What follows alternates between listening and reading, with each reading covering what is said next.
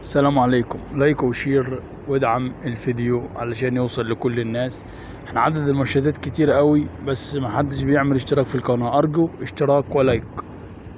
اتحاد الكرة يأجل جلسة مسؤول محمد الشيمي الى لجنة الانضباط، وده متعمد على فكرة. ده متعمد طبعا. ممدوح عيد وداله 3-4 مليون لجمال العطار لوليد العطار، و3-4 مليون لجمال علام، و3-4 مليون للاستاذ احمد دياب المحترم.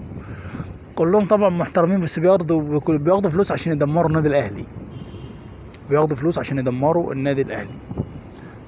تمام. طيب هنا النادي الاهلي واقف مكتوف الايدي بصراحه. يعني انت يا نادي اهلي يا كابتن محمود الخطيب يا اسطوره النادي، انت لحد دلوقتي مستني ايه؟ اشكي اتحاد الكره المصري للاتحاد الدولي لكره القدم. اشكيه، قدم شكوى يا عم. انت مستني ايه يعني؟ كسرين عينيكوا اتحاد الكره المصري يعني ولا ايه؟ مش فاهم انا. طبعا اتحاد الكره اما يماطل، اتحاد الكره المصري اما يماطل لحد مع حسين الشحات يبقى قدام المحكمه المدنيه. وده طبعا في الكوره اللي فهمه لنا النقاد والمحللين ده غلط طبعا. لا لوائح ولا قوانين تفرض ان لاعب كره قدم يشكي لاعب زيه في المحاكم المدنيه. وده طبعا اتحاد الكره، هو اتحاد الكره فاسد والله العظيم. اتحاد الكره فاسد، واللي هيجي هيكون افسد.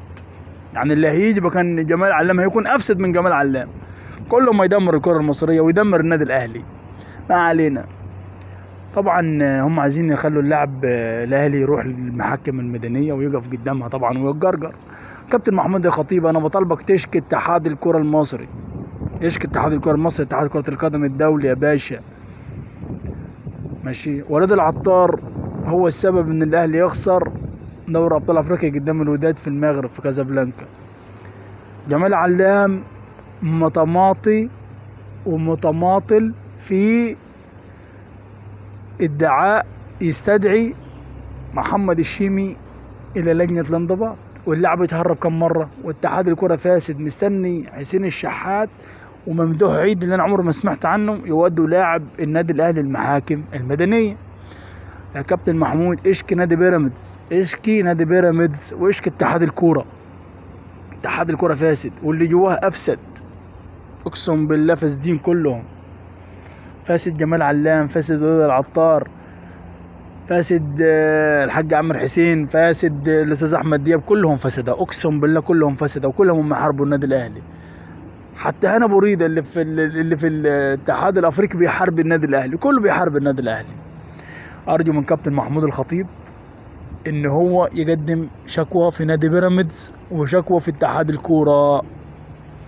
ارجو كابتن محمود الخطيب يقدم شكوى في اتحاد كرة القدم ونادي بيراميدز قبل ما اللاعب بتاعه يتجرجر للمحاكم المدنية. لايك وشير وادعم الفيديو.